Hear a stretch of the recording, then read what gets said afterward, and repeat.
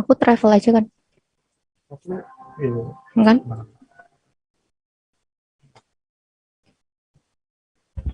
Oke, hitung mundur. 10, 9, 8, 7, 6, 5.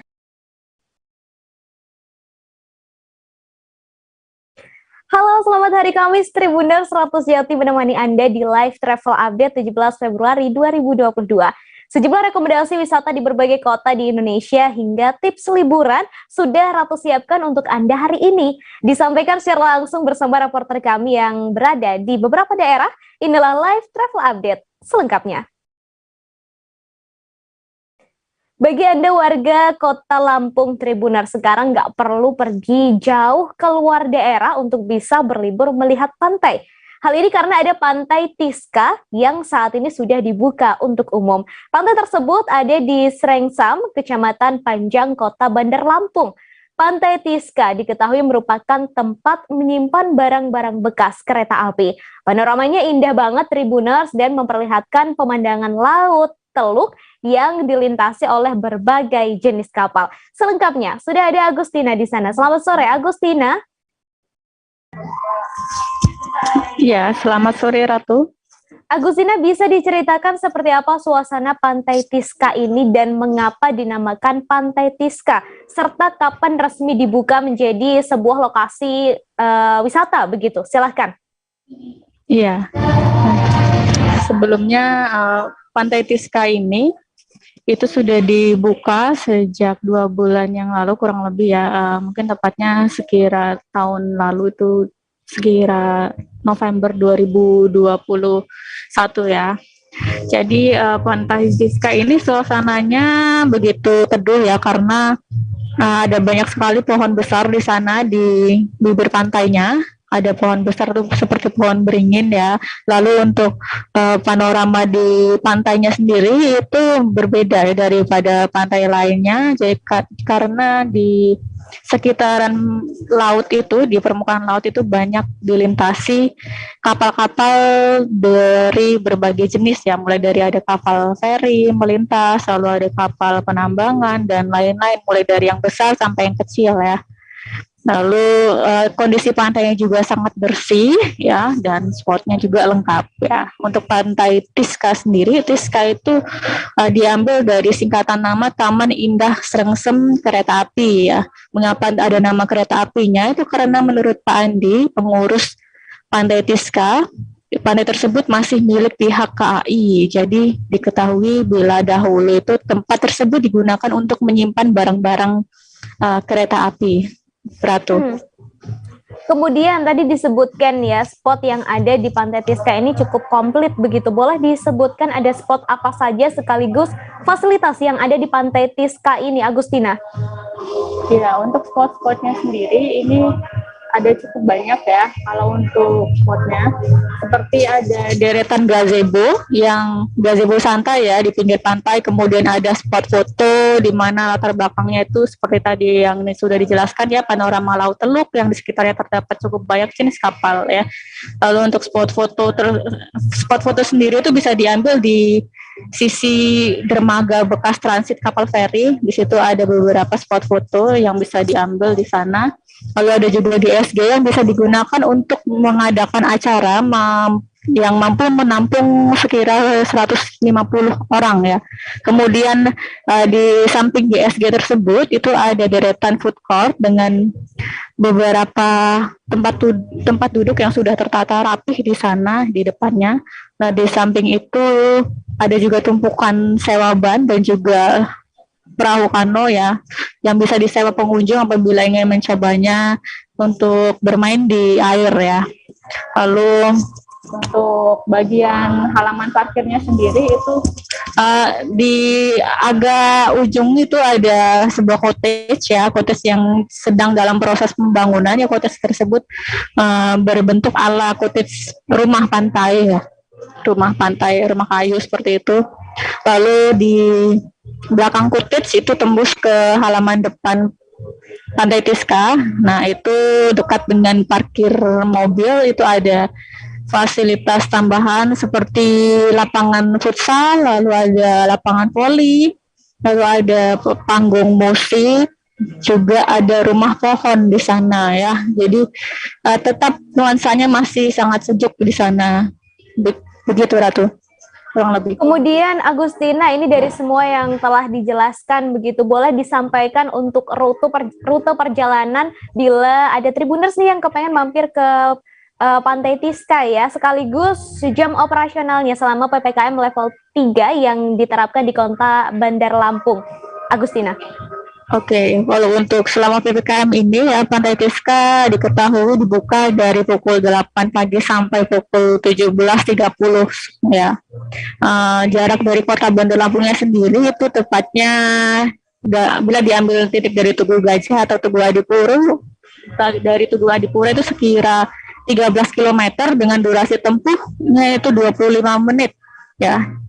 Lalu dari Tugu Gajah sendiri itu bisa diambil arah ke Pahoman ya, itu lewat jalur dalam itu ke Jalan Jenderal Sudirman, terus lurus melewati bawah jembatan layang menuju Garuntang, itu kemudian jalan terus ya mengikuti jalan raya sekira sejauh 5,5 km ya.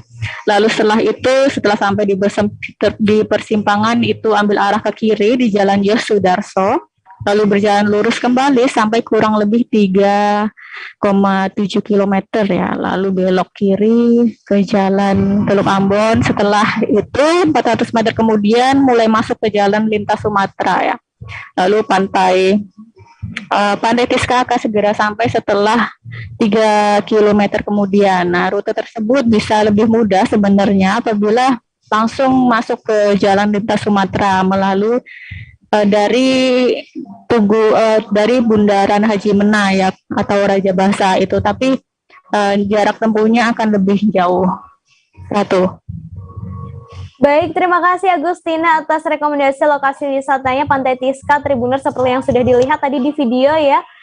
Pasirnya putih, kemudian lautnya juga masih jernih, jadi sangat pas untuk berlibur nanti di akhir pekan. Kemudian tadi Agustina juga sempat melakukan wawancara dengan seorang pengurus Pantai Tiska, Andi. Berikut liputannya untuk Anda. Iya, jadi Pantai Tiska ini sudah sejak kapan sih ya dibuka untuk umum?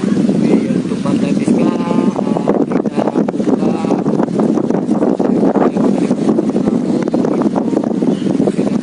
buka kurang lebih 2 bulan ya. Dan untuk bedanya sendiri dari pantai lain ini apa ini?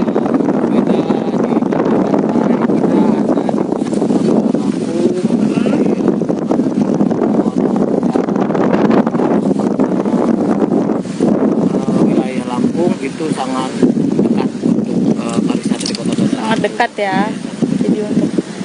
Jadi ini apakah ini satu-satunya pantai yang ada di Bandar Lampung menurut Pak Andi ya? Iya, untuk pantai yang ada di Kota Bandar Lampung, yang ada di Pantai Tiska, namanya kereta api. Yang dibuka untuk umum satu-satunya itu ada di Pantai Tiska ini ya? Yang dibuka untuk umum ada di Kota Bandar Lampung, Pantai Tiska. Ini ada yang tanya nih, untuk berenang anak-anak apa bisa? Kalau untuk berenang anak-anak, kami memberikan fasilitas terbaik ya untuk anak-anak. Jadi untuk pantainya sangat bersih, nyaman untuk dimandikan anak-anak, karena setiap pagi ada tim SAR untuk membersihkan untuk di pesisir pantai laut Pantai Tiska. Oke.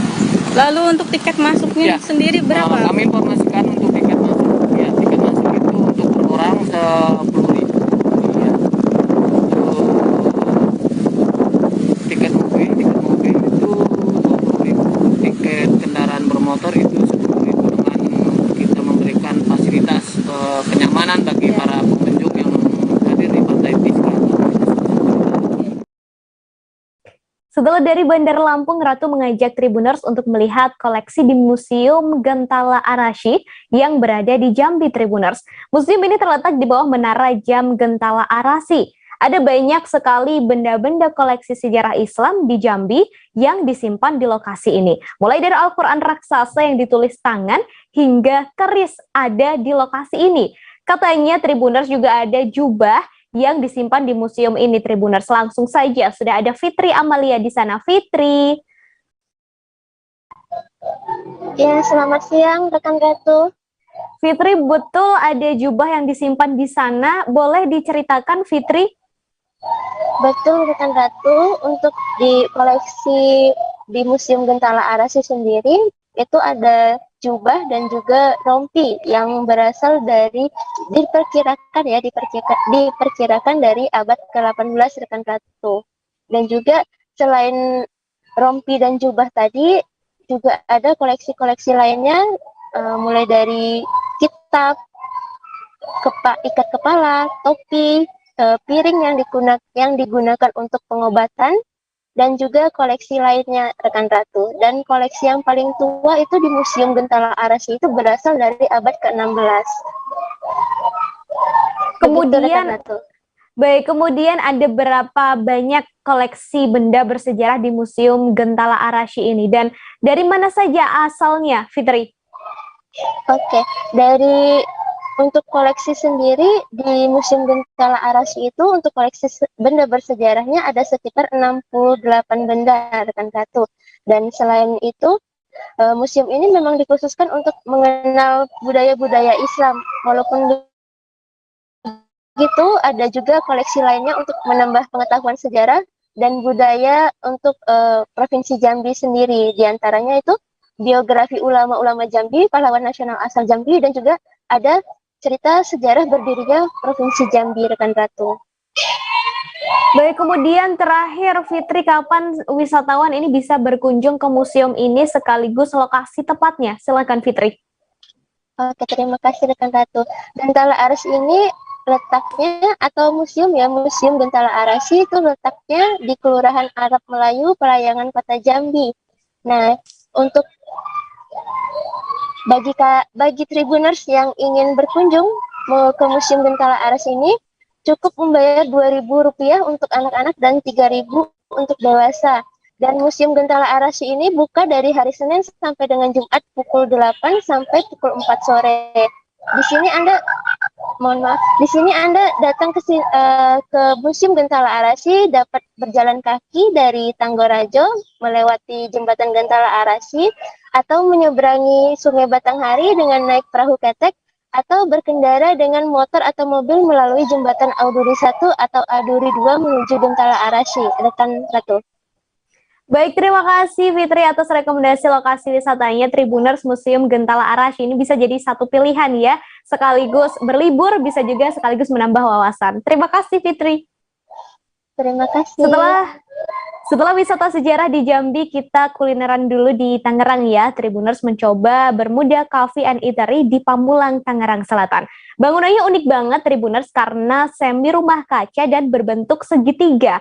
Bentuk bangunannya yang tak biasa ini menjadi objek untuk foto bagi para pengunjungnya. Sudah ada Yogi di sana yang akan menggambarkan uniknya bangunan Bermuda Cafe and Eatery. Halo, selamat sore Yogi. Selamat sore sahabat Warta Kota dan Tribuners Nusantara. Baik, Yogi boleh digambarkan suasana dan konsep unik dari Cafe Bermuda ini, silahkan Yogi. Ya, kafe ini telah berdiri sejak 11 November 2021 lalu, cuman dalam waktu dekat ini kafe ini mendadak menjadi viral dan menjadi favorit bagi warga kota Tangsel, baik yang banyak digandrungi oleh kaula muda maupun mereka yang berkeluarga untuk berkunjung sekedar bersuah foto dan menikmati hidangan menu yang telah dipesannya. Kafe ini berada tepat di Jalan Pajajaran, Jalan Pajajaran Pamulang, Kota Tangerang Selatan. Meski berada tepat di pinggir jalan dengan kebisingan kendaraan dan lainnya, namun kondisi itu tak membuat suasana nyaman yang didapat oleh para pengunjung menghilang, dikarenakan suasana kafe yang terbilang cukup nyaman dan sejuk, walau tak banyak dihidangi pohon-pohon ataupun dihiasi pohon-pohon, namun kafe ini mampu memberikan rasa nyaman bagi para pengunjungnya dan para tamunya yang sedang menikmati suasana di kawasan pinggir jalan Pajajaran Pamulang, Kota Tangerang Selatan ini. Seperti itu rekan Ratu. Kemudian untuk di kafe ini boleh disampaikan menu andalannya apa saja, kemudian range harga makanan dan minuman yang ada di sana juga boleh disebutkan, Yogi, dan terakhir untuk jam operasionalnya. Silakan Yogi. Mohon maaf tadi sebelumnya, bentuk dari kafe ini memang sengaja dibentuk bangunan segitiga agar dapat membedakan dari bentuk-bentuk kafe yang marak atau berjamur di wilayah Kota Tangerang Selatan ini. Konsep tersebut sengaja dipilih oleh para owner atau pemilik, mengingat konsep mereka adalah semi industrial, di mana tepat di pinggir sisi jalan kita akan merasakan adanya home industrial, tetap kita juga dapat merasakan nyaman saat berada di dalam kafe tersebut sembari menikmati hidangan. Nah, hidangan andalan yang ada di beberapa kafe itu adalah terutama menu kopi, minuman kopi yang banyak di label dengan nama muda, baik itu berjiwa muda ataupun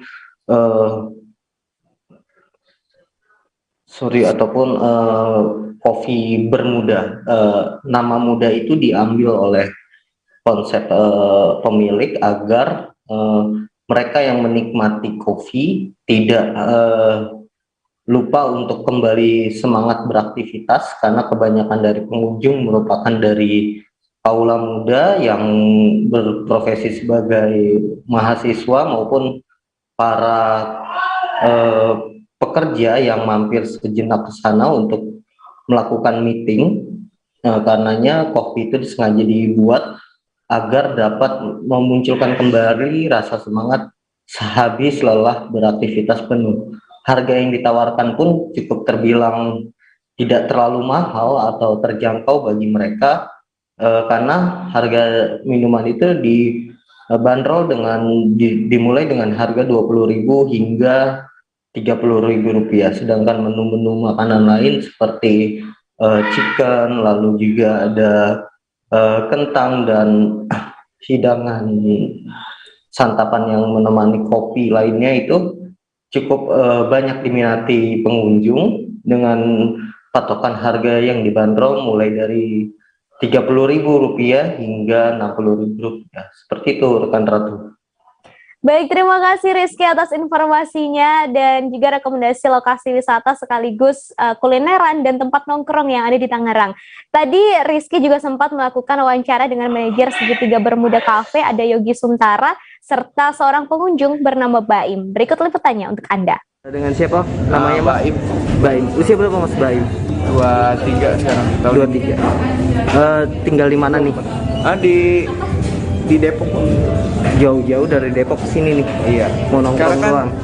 Dekat kampus juga di sini. Oh, dekat kampus. Gimana pas nongkrong di sini?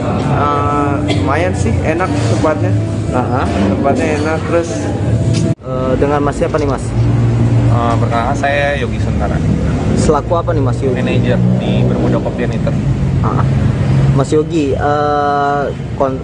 Segitiga Bermuda ini telah berdiri dari kapan sih? Segitiga Bermuda ini berdiri dari 11 November 2021. Berarti sudah jalan 4 bulan ya.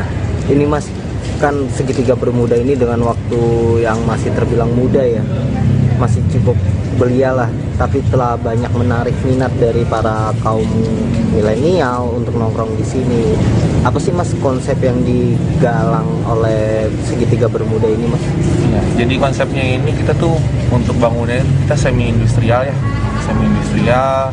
Dari bangunan yang sebelah depannya juga itu ada leveling kayak tribun supaya menarik pelanggan, dan bentuk bangunan yang segitiga lain dibandingkan yang lain di daerah Pamulang. Kan di sekitar sini nggak ada nih bangunan yang unik kayak gini nih, bentuk rumah kaca, iya, konturnya yang unik lah gitu. Dilihat dari berbagai sisi nih menarik gitu untuk buat bersuah foto. Terus juga dari untuk makanannya ini kita pakai dari yang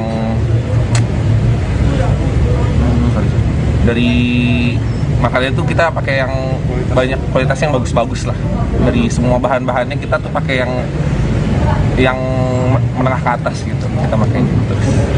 Nah Mas, dari beberapa pengunjung yang di sini? Produk yang banyak diminati apa sih Mas dari para pengunjung? Untuk produk dari minuman nih, kita dari yang kopinya, kita ada signaturnya tuh Bermuda Kopi, kopi bermadu, sama kopi berjiwa muda. Itu Setelah ini kami akan kembali lagi Tribuners tentunya dengan sejumlah rekomendasi lokasi wisata lainnya di berbagai kota di Indonesia. Tetap bersama kami di Live Travel Update. Tuh kan, pernah baca kan? Jadi kalau saya jadi tanggal, itu udah bersyukur banget. Si anak ini dijadikan sebagai tersangka begitu. Ya, kalau ini kita bicara yang di luar kasus Sibolga ya. Dengan nama hujan shower, di mana terdapat batas jelas antara daerah hujan dan tidak hujan yang biasanya terjadi pada fase awal mature stage atau tahap berbahaya itu Kang. Jadi mulai artinya terjadinya perlembekan. Nah itu untuk penetrasi akan sulit gitu ya. Dok, saya ini menurut saya memang tidak mudah, bukan urusan tanah diambil. Kalau misalnya Amerika Serikat sekarang, Rasulullah mengatakan dalam sebuah hadis bahwa berpuasa di 6 hari Syawal itu. Oke, apa kabar Bang Arif di sini untuk strateginya? Kalau saya sendiri di Jumit 37 ini yang semalam baru mulai, saya udah sebenarnya aku nggak ngerasain penangkapan atau penggerbegan atau apapun itu, karena gini loh, posisinya aku kriteria. Jadi kita mengenal disebut dengan stroke yang tidak berdarah dengan stroke yang berdarah. Stroke yang tidak berdarah itu biasanya ditandai dengan adanya penyumbatan. Kalau itu penyumbatan di sini mungkin pikirnya tidak ke situ kali ya, tapi kalau di Korea atau di Kamboja itu ada beberapa paper yang saya itu Mas, ya dulunya tukang koran. Oh gitu ya, tukang koran. Ya saya baca ya Pak. Tuh kan, pernah baca kan? Ya. Jadi kalau saya jadi tanggal, itu udah bersyukur banget. Si anak ini dijadikan sebagai tersangka begitu. Ya, kalau ini kita bicara yang di luar kasus Sibolga ya. Dengan nama hujan shower, di mana terdapat batas jelas antara daerah hujan dan tidak hujan yang biasanya terjadi pada fase awal mature stage atau tahap berbahaya itu Kang. Jadi mulai artinya terjadinya perlembekan. Nah itu untuk penetrasi akan sulit gitu ya. Dok, saya ini menurut saya memang tidak mudah, bukan urusan tanah diambil. Kalau misalnya Amerika Serikat sekarang, Rasulullah mengatakan dalam sebuah hadis bahwa berpuasa di 6 hari Syawal itu. Oke, apa kabar Bang Arif di sini untuk strateginya? Kalau saya sendiri di Jumit 37 ini yang semalam baru mulai, saya udah sebenarnya aku nggak ngerasain penangkapan atau penggerbegan atau apapun itu, karena gini loh, posisinya kriteria. Jadi kita mengenal disebut dengan stroke yang tidak berdarah dengan stroke yang berdarah. Stroke yang tidak berdarah itu biasanya ditandai dengan adanya penyumbatan. Kalau itu penyumbatan di sini mungkin pikirnya tidak ke situ kali ya, tapi kalau di Korea atau di Kamboja itu ada beberapa paper yang saya itu Mas, ya dulunya tukang koran. Oh gitu ya, tukang koran. Ya saya baca ya Pak. Tuh kan, pernah baca kan? Ya. Jadi kalau saya jadi tanggal, itu udah bersyukur banget. Si anak ini dijadikan sebagai tersangka begitu.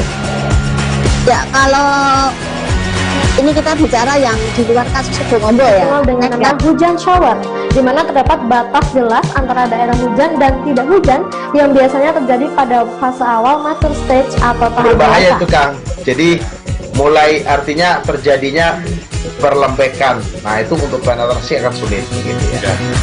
Dok, saya ini menurut saya memang tidak mudah, bukan urusan tanah diambil.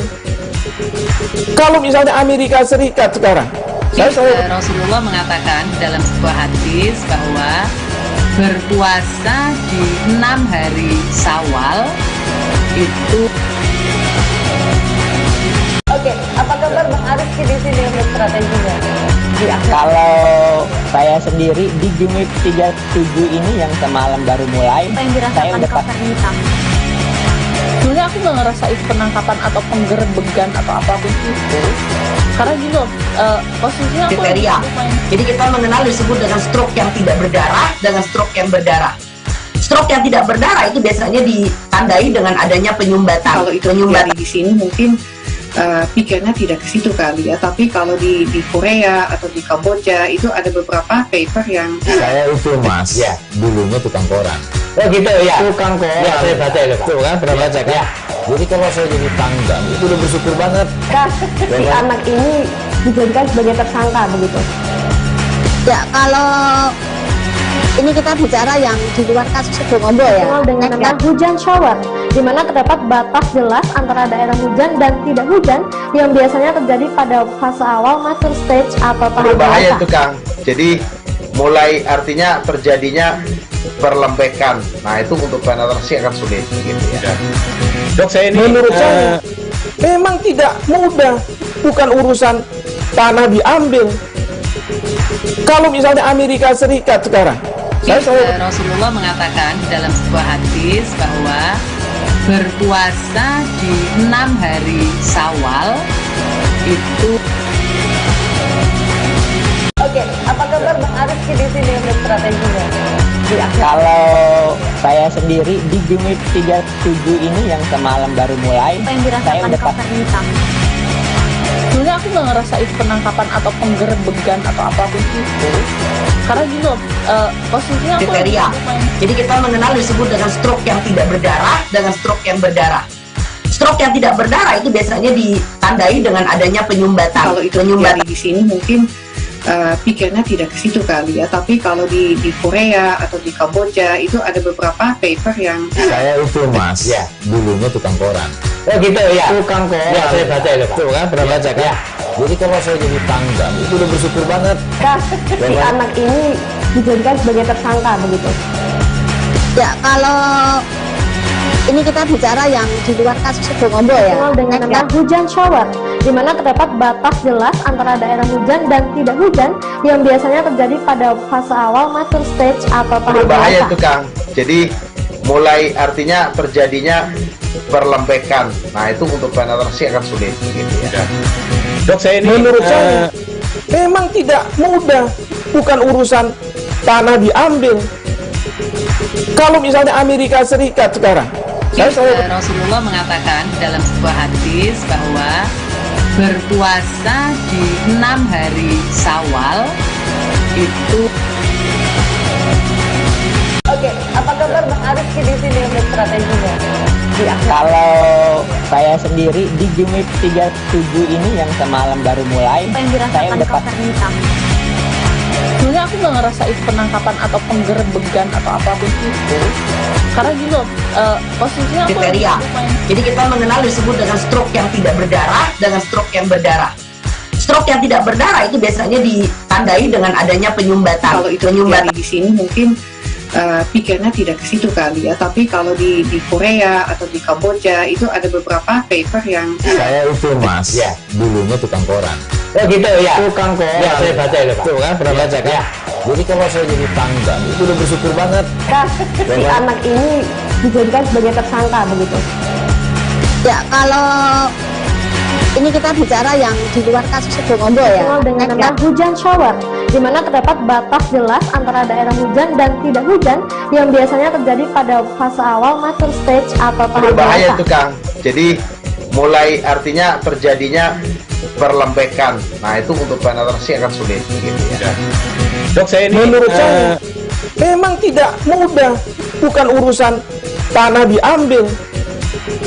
Kalau misalnya Amerika Serikat sekarang, Rasulullah mengatakan dalam sebuah hadis bahwa berpuasa di 6 hari Syawal itu.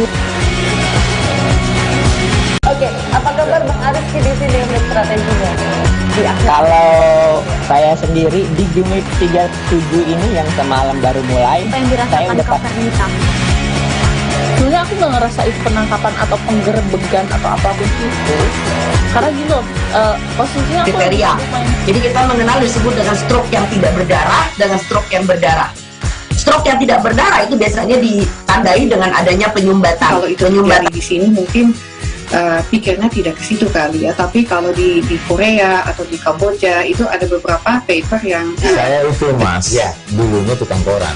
Oh gitu ya, tukang koran. Ya saya baca itu Pak. Tuh kan pernah baca kan? Ya. Jadi kalau saya jadi tanggang itu udah bersyukur banget. Kak, si anak ini dijadikan sebagai tersangka begitu? Ya, kalau ini kita bicara yang di luar kasus Sebongombo ya. Dengan nama hujan shower, di mana terdapat batas jelas antara daerah hujan dan tidak hujan yang biasanya terjadi pada fase awal mature stage atau tahap Berbahaya dewasa. itu Kang. Jadi mulai artinya terjadinya perlembekan. Nah itu untuk penetrasi akan sulit gitu ya. Dok, saya ini menurut saya memang tidak mudah, bukan urusan tanah diambil. Kalau misalnya Amerika Serikat sekarang, Rasulullah mengatakan dalam sebuah hadis bahwa berpuasa di 6 hari Syawal itu. Oke, apa kabar Bang Arif di sini untuk strateginya? Kalau saya sendiri di Jumip 37 ini yang semalam baru mulai, Apa yang dirasakan saya udah Kak Nita? Sebenarnya aku nggak ngerasa itu penangkapan atau penggerebegan atau apapun itu, karena gini loh, posisinya aku Kriteria. Jadi kita mengenal disebut dengan stroke yang tidak berdarah dengan stroke yang berdarah. Stroke yang tidak berdarah itu biasanya ditandai dengan adanya penyumbatan. Kalau itu terjadi di sini mungkin pikirnya tidak ke situ kali ya, tapi kalau di Korea atau di Kamboja itu ada beberapa paper yang Saya itu Mas, ya dulunya tukang koran.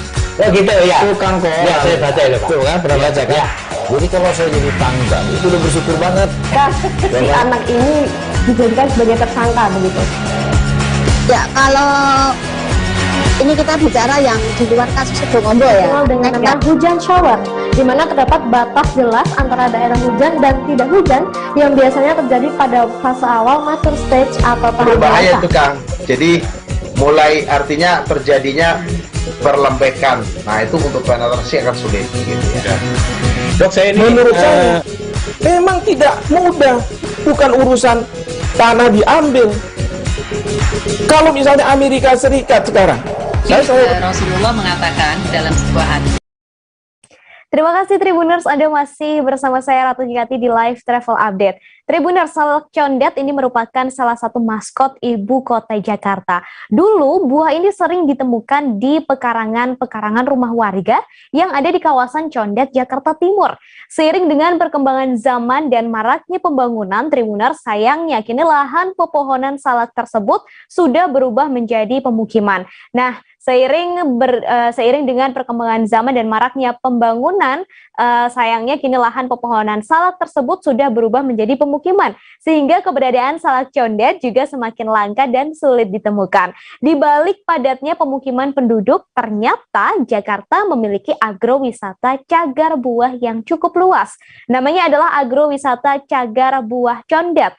Kawasan ini merupakan sebuah tempat pelestarian buah langka khas Jakarta yang kini sudah mulai sulit ditemukan. Selengkapnya sudah ada Pebi di sana. Selamat sore, Pebi. Halo, Ratu.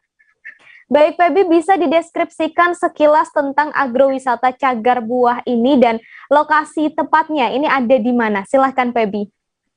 Ya, Ratu, jadi di Jakarta ada satu buah tempat pelestarian buah langka khas Jakarta yang namanya adalah agrowisata cagar buah condet. Nah, kalau Anda pernah mendengar sekilas tentang salak condet begitu, jadi salak condet ini merupakan salah satu maskot Jakarta karena ini adalah buah khas Jakarta yang memang kini keberadaannya sudah langka begitu.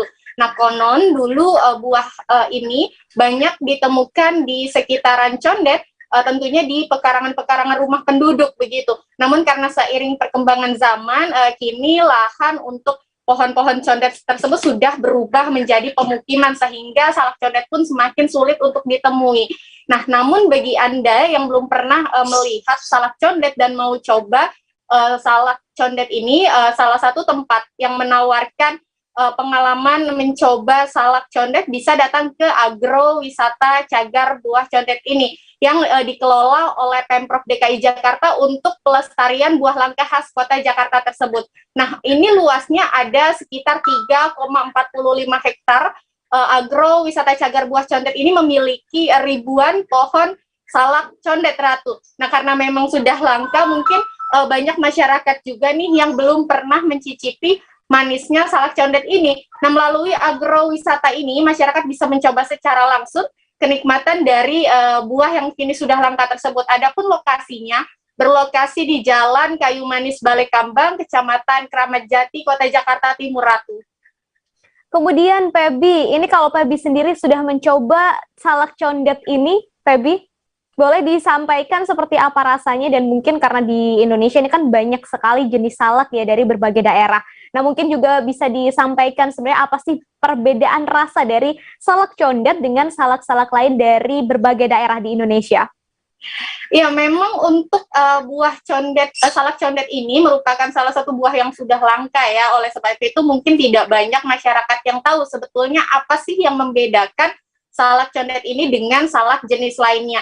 Nah, kalau misalnya kita melihat secara fisik, memang salak condet ini penampilannya hampir sama seperti salak pada umumnya, yaitu memiliki kulit yang bergerigi, kemudian juga bagian buahnya itu warnanya putih agak krem begitu ya, Ratu. Namun sebenarnya salak condet ini memiliki ciri khas yang membedakan dia dengan salak jenis lainnya, yaitu mulai dari segi rasanya, kemudian juga dari teksturnya. Nah, salak condet ini rasanya memang yang menjadi daya tarik, dia memiliki cita rasa yang manis, namun juga ada sentuhan sedikit rasa asam, namun tetap menyegarkan begitu, Ratu. Nah, kemudian juga dari teksturnya, salak condet ini memiliki tekstur yang padat namun tidak keras begitu, dan juga ukurannya yang memang kebanyakan atau rata-rata itu kalau dilihat ukurannya besar-besar.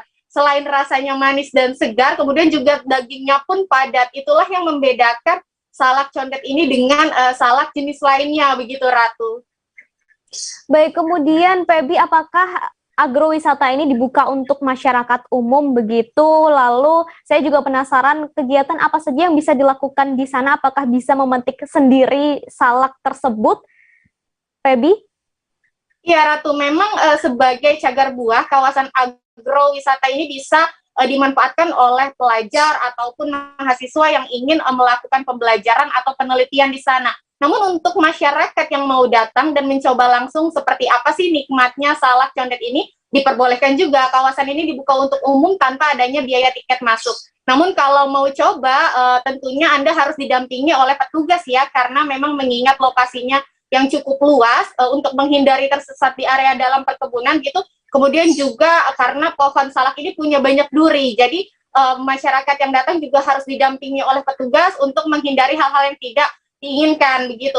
Nah, tapi kalau untuk saat ini, menurut informasi yang kami dapatkan masih ditutup sementara untuk umum, Ratu, karena memang situasi pandemi ya. Jadi kalau mau datang, nantinya kawasan agrowisata cagar buah ini akan dibuka ketika situasi pandemi sudah membaik begitu, Ratu.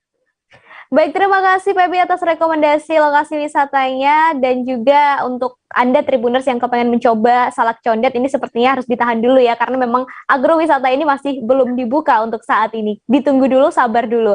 Lalu tadi Pebi juga sempat berbincang dengan Kepala UPT Pusat Pengembangan Benih dan Proteksi Tanaman DKI Jakarta, Ali Nurdin. Berikut liputannya untuk Anda. Kita sekarang posisi ada di cagar buah condet yang lokasinya di Jalan Kayu Manis ya, di Balekambang, Kecamatan Kramat Jati, Jakarta Timur, di mana cagar buah condet ini merupakan salah satu pelestarian buah langka khas Jakarta, Mbak.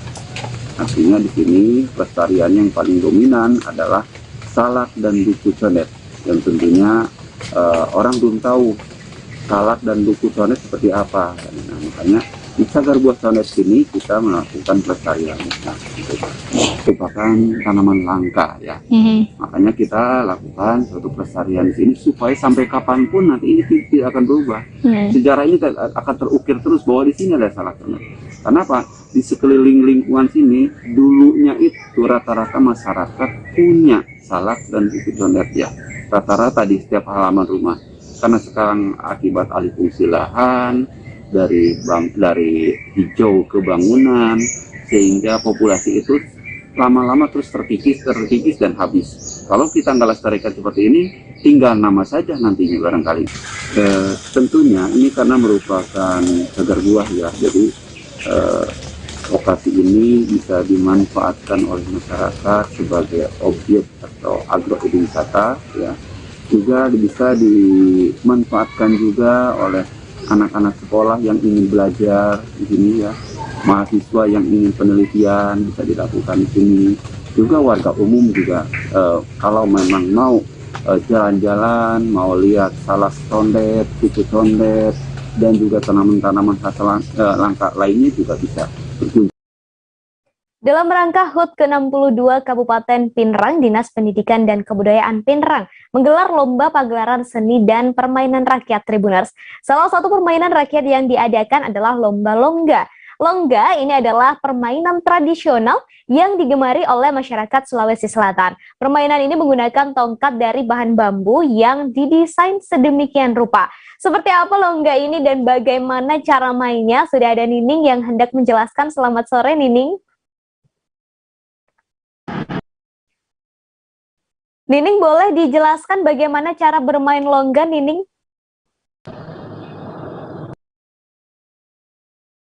Halo, Nining? Ya, halo Ratu. Baik, silakan Nining, boleh dijelaskan bagaimana cara bermain longga ini? Silakan. Ya, baik. Jadi permainan longga ini di Kabupaten Pinrang ini lumayan susah-susah gampang ya, Tribuners, karena kita harus menjaga keseimbangan dan konsentrasi saat bermain longga ini. Nah, langkah pertama, bagaimana cara bermain longga ini? Jadi setiap pemain itu cukup memegang sepasang longga ini pada bagian atas. Karena kan ini longga tingginya sampai sekitaran 3 meter ya, jadi tangan kita berpegang di atas longga. Kemudian longga ini diarahkan condong ke depan untuk memperoleh keseimbangan. Usahakan pada saat pegang bambu bagian atas ini, kita benar-benar bisa menjaga keseimbangan. Setelah itu, pijakan kaki kanan ini harus segera dipijak di bagian kaki kanan pada longga, terus diikuti dengan pijakan kaki kiri, kemudian langsung berjalan menggunakan longga ini. Jadi memang betul-betul harus diseimbangkan antara arah tangan kita dan kaki kita, dan butuh konsentrasi lebih untuk bermain permainan ini, Tribuners. Seperti itu rekan Ratu. Baik, kemudian ini kalau dari video yang sekarang sedang diputar tampaknya sangat seru ya, Nining. Bisa disampaikan permainan longga ini bisa ditemukan di acara apa saja? Ya, baik. Jadi permainan longga ini kan merupakan permainan tradisional anak-anak ya. Jadi kebanyakan memang anak-anak yang mengikuti permainan longga ini. Beberapa yang ditemukan itu dulu-dulunya memang ini salah satu permainan yang bisa dibilang masuk dalam kurikulum sekolah di SMP, yakni masuk dalam pelajaran olahraga. Namun belakangan ternyata longga ini sudah tidak jadi kurikulum lagi, kemudian bisa ditemui di acara-acara besar seperti acara adat. Nah, biasanya ada nih permainan longga ditemukan di acara-acara adat Bugis. Setelah itu ada juga di acara misalnya Pekan Seni Olahraga siswi SMP atau SMA tuh, nah ada nih permainan longga yang diadakan juga. Seperti itu rekan Ratu. Baik, kemudian berarti untuk anak-anak yang ada di Sulawesi begitu untuk saat ini tidak memainkan longga ini secara umum begitu ya? Maksudnya memang hanya ada di acara-acara tertentu saja, begitu ya Nining ya? Betul Ratu. Kemudian terakhir saya penasaran sebenarnya apa sih alasan dari Dinas Pendidikan dan Kebudayaan Pinrang menggelar lomba permainan tradisional ini? Silakan Nining. Ya, baik. Jadi kebetulan HUT ke-62 Kabupaten Pinrang ini sebentar lagi ya. Jadi Dinas Pendidikan dan Kebudayaan Pinrang ini menggelar lomba pagelaran seni dan permainan rakyat atau permainan tradisional ini untuk membangkitkan kembali ingatan masa kecil kita. Jadi siswa-siswa yang sekarang ini harus tahu nih bahwasannya ada permainan yang sudah dari dulu ini sangat fenomenal dan harus selalu dilestarikan ya Tribuners, karena memang permainan longga ini seru dan juga bisa membuat siswa atau pelajar ini berkonsentrasi dan menjaga keseimbangannya dalam bermain permainan longga ini. Seperti itu rekan Ratu. Baik, terima kasih Nining atas informasinya. Tribuners longga ya, sebuah permainan tradisional yang mungkin bisa Anda coba begitu di rumah karena menggunakan dua bambu begitu ya. Terima kasih Nining. Susur Sungai Sangatta ini akan menjadi sebuah objek wisata baru Tribuners. Saat ini pemerintah Kabupaten Kutai Timur sedang mempersiapkannya. Melalui Dinas Pariwisata Kutim, pelatihan pengembangan produk wisata susur sungai sudah digelar pada Oktober 2021 lalu. Sejumlah sarana prasarana juga sudah mulai disiapkan. Satu di antaranya adalah 2 unit ponton. Ponton ini merupakan alat penyeberangan sungai tradisional. Saat ini sudah ada 2 ponton yang dipersiapkan dan 2 ponton tersebut sedang dipercantik serta dicat ulang. Sejumlah jembatan ini juga sedang dipercantik Tribuners. Lalu sejauh mana persiapannya? Sudah ada Syifaul di sana yang hendak menyampaikan. Selamat sore, Syifaul. Sore Ratu. Baik, Syifa, boleh disampaikan, tadi disebutkan ya ada alat transportasi tradisional bernama ponton. Nah ini mungkin bisa dijabarkan terlebih dahulu sebenarnya ponton ini apa, kemudian bentuknya bagaimana, silahkan Syifa. Baik, benar sekali seperti yang dikatakan tadi, ponton ini adalah alat transportasi penyeberangan sungai yang lazim digunakan warga Sangatta, Kabupaten Kutai Timur, Provinsi Kalimantan Timur. Sangatta ini sendiri terbagi menjadi 2, yakni Sangatta Utara dan Selatan, yang di tengah-tengahnya mengalir sungai bernama Sungai Masabang. Di sisi Sangatta Selatan terdapat pasar tradisional yang memang keberadaannya sudah sangat lama dan warga dari seluruh Sangatta baik utara maupun selatan ini seringkali berbelanja di pasar ini. Lokasi pasar tersebut berada di sisi sungai sehingga warga Sangatta Utara yang mau berbelanja harus menyeberangi sungai menggunakan alat yang disebut ponton ini. Jadi bentuknya kotak dengan ada atap di atasnya dan di bawahnya itu ada 2 semacam ketinting yang menumpuk kotak di atasnya. Memang penggunaan ponton ini mendadak sepi setelah pemerintah daerah membangun jembatan yang melintasi sungai sehingga ponton dialihkan menjadi alat transportasi wisata susur sungai. Demikian Ratu. Baik, kemudian boleh disampaikan apa saja yang dipersiapkan oleh pemerintah nih untuk mewujudkan wisata susur sungai ya, selain ponton dan juga mempercantik jembatan-jembatan yang dilalui oleh Sungai Sangatta.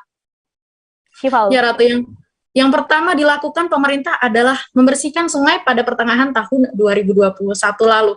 Giat bersih-bersih sungai ini juga yang menjadi awal mula adanya gagasan dari pemerintah Kutai Timur untuk membuat wisata susur sungai. Kemudian setelah jembatan diresmikan, semua jembatan yang melalui Sungai Sangatta dipercantik dengan dicat berwarna-warni untuk mendukung adanya wisata susur sungai ini. Selain itu juga, pemerintah menyediakan 2 ponton tadi milik warga yang keamanannya dimaksimalkan, lalu dipercantik pula dengan dicat warna-warni. Tapi tidak hanya sarana untuk wisata susur sungai saja yang dipersiapkan Ratu. Disperkutim juga menggelar pelatihan terhadap pengemudi ponton terkait promosi pengembangan produk wisata susur sungai. Demikian Ratu. Kemudian Syifa, ini saya penasaran ya, ini kan transportasi air sekarang sudah cukup banyak begitu. Kenapa pemerintah memilih transportasi berupa ponton untuk wisata susur sungai ini? Mengapa tidak kapal begitu, Syifa? Baik Ratu, alasan pemerintah memilih ponton adalah yang pertama, karena ponton ini memiliki unsur kearifan lokal dan memang secara sejarah ponton sudah lama sekali menjadi transportasi andalan bagi warga Sangatta. Kemudian jarak tempuh susur sungai yang memang tidak terlalu panjang. Sangat ini sesuai dengan kendaraan ponton yang memang kecepatan tempuhnya tidak terlalu kencang dan santai dan muat banyak orang. Hal lainnya adalah pemanfaatan alat transportasi yang memang sudah ada. Daripada mencari lagi alat transportasi lain seperti kapal atau ketinting, ponton yang sudah ada di Sungai Masabang tentu jadi lebih praktis untuk dimanfaatkan sebagai kendaraan susur sungai. Demikian Ratu. Kemudian tadi sudah disebutkan ya untuk waktu tempuhnya sebenarnya tidak terlalu lama begitu. Boleh disampaikan berapa waktu tempuh dalam wisata susur sungai ini dan pemandangan apa saja sih yang bisa kita lihat ketika kita menikmati wisata susur sungai ini, Syifa? Ya Ratu, waktu tempuh wisata susur sungai adalah 90 menit dengan jalur tempuhnya mengarah ke hilir, lalu kemudian kembali lagi ke hulu. Terkait pemandangan yang ditawarkan bermacam-macam, selain jembatan yang sudah dipercantik tadi, wisatawan juga bisa melihat buaya secara langsung di habitatnya. Tapi apabila beruntung, Nah, akan tetapi Ratu perlu disampaikan bahwa wisata susur sungai ini masih dalam tahapan pengembangan dan berbagai sarana masih dilengkapi dan dipercantik oleh Pemkab Putih. Jadi belum sepenuhnya matang dan siap untuk dinikmati oleh wisatawan. Diperkirakan dalam waktu dekat Dispar Putih akan mengumumkan kapan wisata susur sungai ini bisa dinikmati oleh warga, terutama wisatawan. Demikian Ratu. Baik, terima kasih Syifa untuk Anda yang sudah tidak sabar begitu ya untuk menikmati wisata susur Sungai Sangatta ini. Harap bersabar dulu, nanti kita akan info lagi selanjutnya kapan wisata susur sungai ini akan resmi dibuka dan bisa dinikmati oleh seluruh pengunjung. Terima kasih Syifa. Berikutnya Tribuners, surga tersembunyi yang ada di Minahasa Utara yakni Likupang kini ditetapkan sebagai destinasi super prioritas di Sulawesi Utara. Likupang ini sekarang bersanding dengan Danau Toba, Borobudur, Mandalika, serta Labuan Bajo sebagai destinasi super prioritas. Buat yang belum tahu nih soal Likupang, jadi Likupang ini memiliki keindahan alam yang luar biasa banget Tribuners. Bahkan kalau Ratu boleh bilang nih ya, Likupang ini bisa jadi satu destinasi wisata unggulan Indonesia yang berkelas dunia. Lalu seperti apa ya Likupang sekarang setelah ditetapkan sebagai destinasi super prioritas? Langsung saja sudah ada Fernando di sana. Selamat sore, Fernando.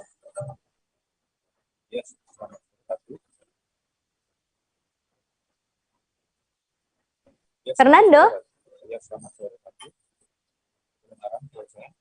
Baik Fernando, boleh disampaikan bagaimana kondisi Likupang setelah dinobatkan menjadi destinasi super prioritas, Fernando? Baik, sejauh ini memang Likupang. Halo Fernando, boleh lebih keras lagi suaranya karena kami hanya mendengar sangat lirih. Ya baik, untuk saat ini Likupang sudah ditetapkan sebagai destinasi super prioritas oleh Kementerian Pariwisata. Dan halo Fernando. Baik, untuk saat ini Likupang sudah ditetapkan sebagai destinasi super prioritas oleh Kementerian Pariwisata. Dan berbagai proyek pemerintah, baik itu proyek fisik maupun pengembangan sumber daya manusia terus dikebut di Likupang. Dan kemarin Menteri Pariwisata dan Ekonomi Kreatif Sandiaga Uno baru saja berkunjung ke Likupang selama 2 hari. Di sana Sandiaga hadir untuk meninjau kesiapan dan perkembangan dari sejumlah program-program pembangunan infrastruktur maupun pemberdayaan sumber daya manusia yang ada di Likupang, yang ada di Kabupaten Minahasa Utara, Provinsi Sulawesi Utara. Demikian Ratu. Baik, kemudian Fernando boleh disampaikan fasilitas apa saja yang sudah ada di sana untuk saat ini? Baik, memang untuk Anda ketahui Tribuners, Likupang ini merupakan surga tersembunyi yang ada di Sulawesi Utara yang memang bisa dikatakan masih alam yang indah tapi masih sangat perawan. Kalau boleh kami katakan, keindahannya tidak kalah dengan objek-objek wisata alam yang ada di Indonesia, termasuk juga di Bali maupun di seluruh dunia. Cuma memang butuh sentuhan untuk pembangunan infrastruktur dan pengembangan sumber daya manusia. Nah, terkait dengan fasilitas apa yang sudah ada di sana, sejauh ini memang Likupang baru menjual untuk wisata alam yang memang selama ini dikelola oleh masyarakat. Nah, khusus untuk wisata alam yang dikelola masyarakat ini adalah pantai-pantai berpasir putih yang menghadap ke Pasifik dengan pemandangan Laut Biru Pasifik. Nah, itu dikelola secara swadaya oleh masyarakat. Nah, di situ bagi masyarakat atau tamu yang datang, baik itu wisatawan lokal maupun wisatawan mancanegara, sudah bisa menikmati keindahan alam Likupang, tetapi memang dengan fasilitas yang sederhana.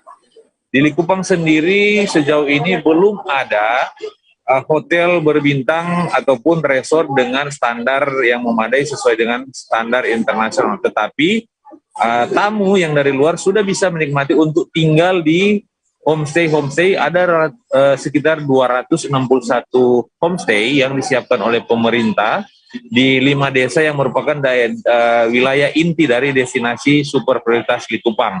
Nah, tamu yang datang itu sudah bisa menikmati untuk tinggal di homestay itu dengan biaya 350.000 per malam itu sudah termasuk dengan sarapan pagi untuk 2 orang. Nah, untuk pilihan awalnya memang wisatawan tinggal di homestay tersebut.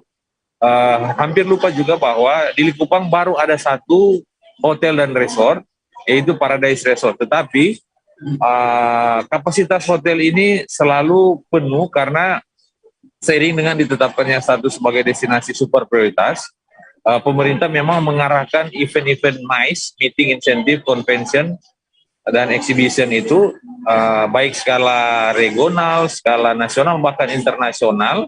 Seperti kemarin itu kegiatan side event G20 yaitu Women 20 itu sepenuhnya dipusatkan di Paradise Resort. Jadi memang selalu kapasitas hotel ini penuh sehingga memang tidak akan mencukupi ketika ada wisatawan yang datang sendiri di luar dari paket wisatawan yang mengikuti meeting tersebut. Nah, itu yang menjadi catatan bahwa memang perlu segera dikebut. Memang untuk fasilitas untuk hotel memang masih sangat terbatas. Tetapi untuk wisatawan yang datang sudah bisa datang menikmati keindahan alam yang ada di Likupang, tetapi baru sebatas bisa menginap di homestay atau ada pilihan lainnya. Mereka menginap di Manado, tetapi harus menempuh perjalanan kurang lebih 1 sampai 2 jam untuk bisa sampai ke Likupang. Demikian, Ratu. Baik, kemudian boleh digambarkan Fernando keindahan alam dari Likupang ini sekaligus pemandangan apa yang bisa kita saksikan ketika kita menginap di Paradise Hotel tadi ya. Silakan Fernando. Baik, memang di Paradise Hotel ini merupakan pionir, jadi memang ini fasilitas yang sudah lama ada, jauh sebelum Likupang itu ditetapkan sebagai destinasi prioritas oleh Kementerian Pariwisata Republik Indonesia. Nah, dari Paradise kita bisa menikmati yang pertama tentunya keindahan alam, yaitu wisata pantai yang menghadap Laut Pasifik, Laut Biru, dengan pasir pantai yang putih. Tetapi di sekitar Paradise Hotel ini juga masyarakat bisa menikmati water sport, yaitu permainan di permukaan air, ada banana boat, dan macam-macam beragam lainnya. Kemudian bisa juga menikmati petualangan di alam bebas di sekitar resort itu, di sekitar Paradise itu.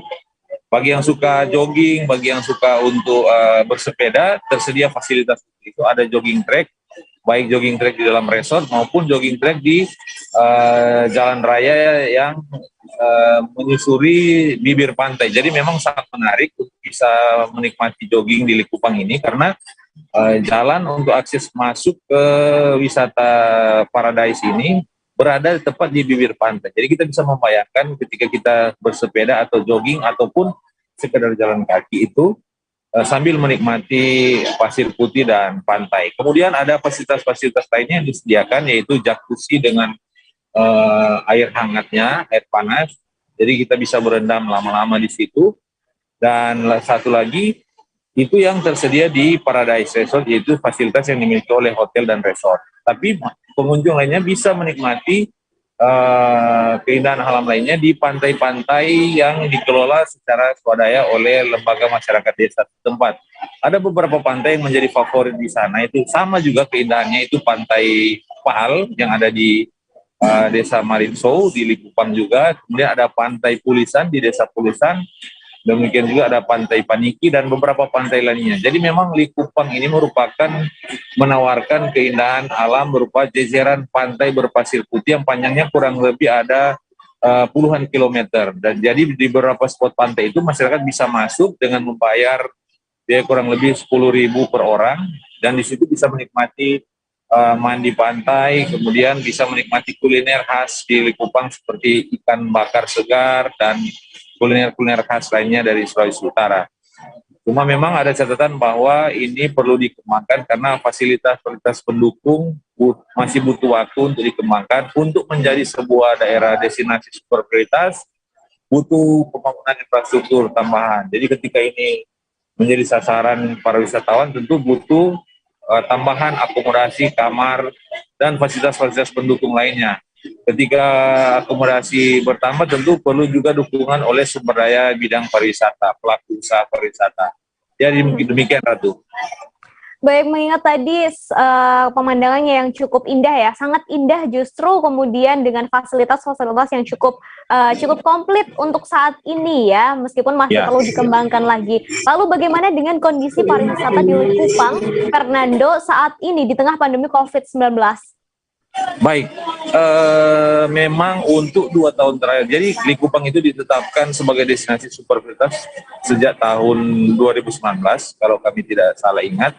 Nah, jauh sebelum itu memang Likupang merupakan salah satu tempat pariwisata, khususnya pariwisata maritim, yaitu menikmati keindahan pantai itu sudah beberapa tahun, sekitar 1 dekade terakhir, di mana objek wisata itu pantai-pantai berpasir putih dengan menghadap ke Pasifik itu dikelola secara swadaya oleh masyarakat. Nah, kemeriahan dan keriuhan pariwisata di maritim di daerah Likupang, Minahasa Utara itu sempat meredup, sempat sepi ketika terjadi pandemi COVID. Jadi sempat sepi 2 tahun terakhir. Nah, tahun kemarin seiring dengan penerapan protokol CHSE untuk sektor pariwisata yang ditetapkan oleh Kementerian Pariwisata, para pengelola objek wisata khususnya ya masyarakat yang mengelola secara swadaya pantai-pantai ini pun secara inisiatif untuk berusaha mendapatkan sertifikasi standar CHSE, protokol CHSE untuk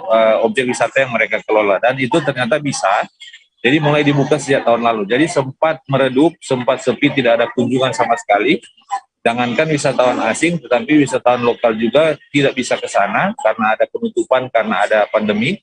Tetapi pertengahan tahun lalu mulai berkembang, kunjungan wisatawan khususnya domestik itu mulai ramai. Nah, memasuki tahun 2021 ini, pariwisata khususnya di Likupang itu kembali bergairah. Jadi setiap minggu itu khususnya untuk setiap akhir pekan, Jumat, Sabtu, Minggu itu tren kunjungan wisatawan lokal yang ke Likupang itu kembali mulai menanjak normal. Tetapi dari informasi yang kami peroleh di masyarakat setempat, jika dibandingkan dengan masa sebelum pandemi, memang tren kunjungan itu belum bisa menyamai. Jadi untuk saat ini tren kunjungan wisatawan yang datang ke objek-objek wisata yang ada di Likupang itu kurang lebih baru sekitar 60-70% jika dibandingkan dengan angka kunjungan ketika sebelum pandemi.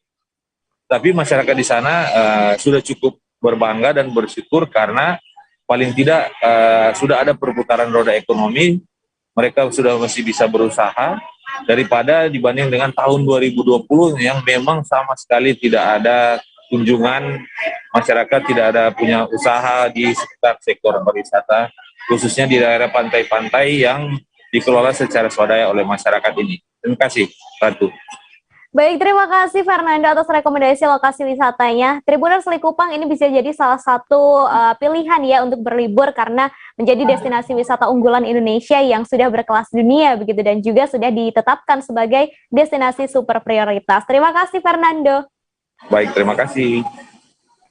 Itu tadi Tribuners sederet lokasi wisata yang bisa Anda kunjungi untuk menghabiskan liburan atau nanti di akhir pekan ya. Karena masih di tengah pandemi, Ratu kembali mengingatkan untuk wajib disiplin menerapkan protokol kesehatan serta aturan PPKM yang berlaku. Saya Ratu Sejati beserta kru yang bertugas pamit undur diri. Terima kasih, selamat sore dan sampai ketemu di live travel update selanjutnya. Dah. Jangan lupa like, subscribe, dan share ya.